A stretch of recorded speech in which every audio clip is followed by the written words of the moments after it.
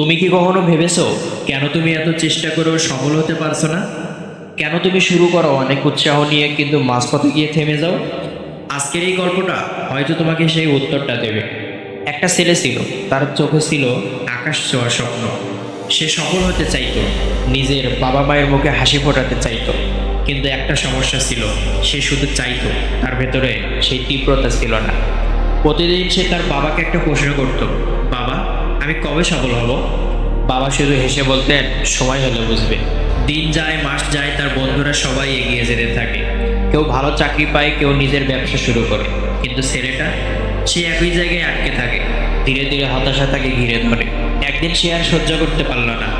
সে বাবার কাছে গিয়ে বলল, বাবা, আমি আর অপেক্ষা করতে পারছি না, আপনি আমাকে শেখান কিভাবে সফল হতে হয়। বাবা কিছুক্ষণ চুপ করে থাকলেন, তারপর বললেন, চলো, আজ তোমাকে একটা জিনিস দেখাই। তারা দুজন সমুদ্রের তীরে গেল।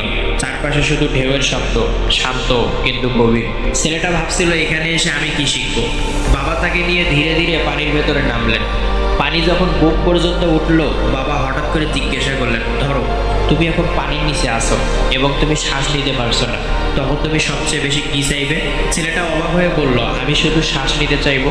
বাবা হেসে বললেন, ঠিক বলেছ। বাবা তখন তার কাঁধে হাত রেখে বললেন, শোনো, যখন মানুষ দম বন্ধ অবস্থায় থাকে, তখন তার মাথায় আর কিছু থাকে না, না টাকা, না নাম, না স্বপ্ন। সে শুধু একটা জিনিস চায়, বাঁচতে চায়, শ্বাস নিতে চায়। সফলতার ক্ষেত্রেও ঠিক একই নিয়ম। যেদিন সফলতা তোমার কাছে এই শ্বাসের মতো জরুরি হয়ে উঠবে, যেদিন এটা তোমার কাছে আর অপশন থাকবে না, বরং অপরিহার্য হয়ে যাবে, সেই দিন এই পৃথিবীর কোনো শক্তি তোমাকে থামাতে পারবে না। আর নিজেকে একটা প্রশ্ন করো, আমি কি সত্যি সফল হতে চাই, নাকি শুধু ভাবি যে চাই? যদি গল্পটা ভালো লেগে থাকে শেয়ার করো, কারণ হয়তো তোমার একটা শেয়ার কারো জীবন বদলে দিতে পারে।